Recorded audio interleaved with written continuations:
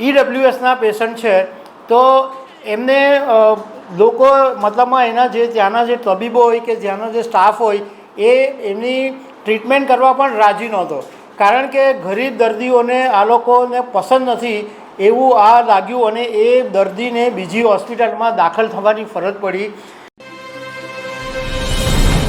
નમસ્કાર, આજે હું તમારી સાથે જે વાત કરવાનો છું એ તમારી જિંદગીની સાથે બહુ ખાસ લાગે વળગે એવું છે. કદાચ આ તમારા દિલની પણ વાત હોઈ શકે. વાત એમ છે કે ઘણી બધી એવી હોસ્પિટલો હોય છે કે જે સરકાર પાસેથી ઓછા ભાવે જમીન લે અને એ વખતે સરકાર એવી વાત કરતી હોય કે ભાઈ તમને ઓછા ભાવે જમીન આપીએ, પરંતુ એની સાથે તમારે જે આર્થિક રીતે પછાત વર્ગના લોકો હોય એમને સેવામાં રાહત આપવી અથવા એમની મફત સેવા કરવી. પરંતુ જમીન મળ્યા પછી આવી હોસ્પિટલો આંખ આડા કાન કરી દેતી હોય છે અને જે ગરીબ કે આર્થિક વર્ગના લોકો છે એને સેવા આપવામાં નથી આવતી. આવી એક વાત છે એ દિલ્હીની એક મોટી હોસ્પિટલ સાથે બની છે. તો હું આ તમારા દિલની વાત છે એ તમારી સાથે શેર કરવાનો છું. મારું નામ રાજેશ શાહ છે અને તમે જોઈ રહ્યા છો ગુજરાતના સૌથી મોટા ડિજિટલ ન્યૂઝ પ્લેટફોર્મ ખબર છે.com.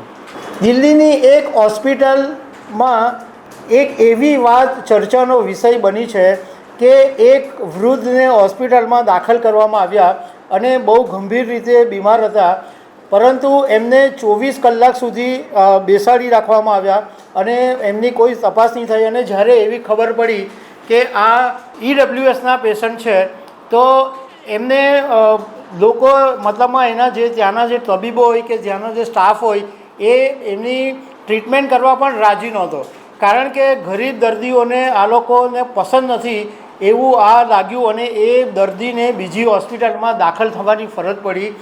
ત્યારે આ ચર્ચાનો વિષય બન્યું છે. અને દિલ્હીની અંદર એસેટ મેનેજમેન્ટ ફર્મ છે એ ફર્સ્ટ ગ્લોબલના સ્થાપક છે CMD દેવીના મહેરા. એમણે સોશિયલ મીડિયા ઉપર આ વિશે બહુ જ કડક ભાષાની અંદર લખ્યું છે કે આ બિલકુલ આવી રીતના ચાલે નહીં. કોઈ એક હોસ્પિટલ ગરીબ દર્દીઓ પ્રત્યેનું આવું વર્તન કરે એ કોઈ પણ સંજોગોની અંદર ચલાવી લેવાય નહીં.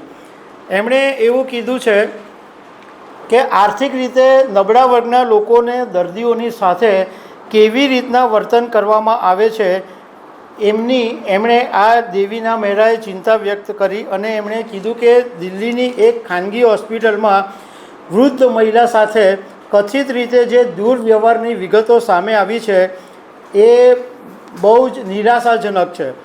આ ઘટનાને હું શરમજનક ઘટના કહું છું એવું આ દેવીના મહેરાએ કીધું છે. અને આને સમાજ સેવા એમણે બહુ ક્લિયર કટ કીધું કે આને સમાજ સેવા કરવાનું કહેવામાં તમને સમાજ સેવા કરવાનું કહેવામાં નથી આવ્યું. હોસ્પિટલોને એટલા માટે જમીન આપવામાં આવે છે કે તેઓ ચોક્કસ સંખ્યાની અંદર દર્દીઓની સારવાર ઓછા ખર્ચે અથવા તો મફતમાં કરશે એવું વચન આપતી હોય છે. પરંતુ માનવ જીવન અને તેમની ફરજો પ્રત્યે આ બિલકુલ સંપૂર્ણ અવગણના કરવામાં આવી રહી છે. જમીનો મળ્યા પછી આવી હોસ્પિટલો કેટલા દર્દીઓને મફત સારવાર આપે છે કે ઓછા દરે સારવાર આપે છે એ જોવાની ફુરસદ કોઈની પાસે નથી.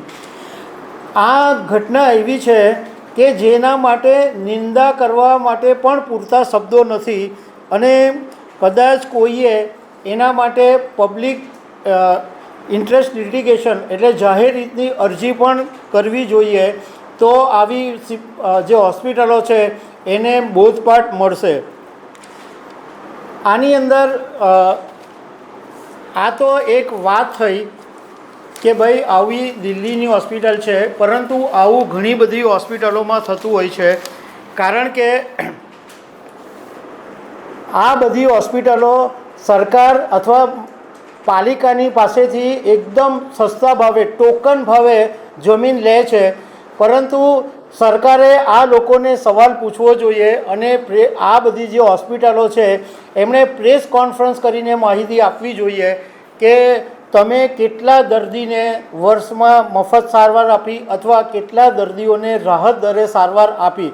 કેટલા દર્દીઓના રિપોર્ટ ઓછા ભાવે કાઢ્યા કે કેટલાક દર્દીઓના ઓપરેશન મફતમાં કર્યા, આ બધી વિગતો હોસ્પિટલોએ પ્રેસ કોન્ફરન્સ કરીને જાહેર કરવી જોઈએ અને સરકારે પણ એમને પૂછવું જોઈએ કે ભાઈ તમને જમીન આપી છે તો તમે આ મફતમાં સારવાર કેમ નથી આપતા? તમે રિપોર્ટ આપો કે ભાઈ તમે અત્યાર સુધીમાં કેટલા લોકોને સારવાર આપી, કેટલા લોકોને ઓછા ભાવે આપી કે કેટલા લોકોને મફત આપી. પરંતુ આવું કરવા માટે કોઈની પાસે ટાઈમ હોતો નથી. એટલે લોકોએ સરકારના કાન પકડવા પડે કે તમે આવી બધી હોસ્પિટલો, જે હોસ્પિટલોને મફતમાં કે ઓછા ભાવે જમીન આપી છે એ હોસ્પિટલો પાસેથી હવે સરકારે કડક બનવું પડશે. તો દર્શક મિત્રો, આવી અનેક વાતો સાથે અમે તમને મળતા રહીશું. Thank you very much.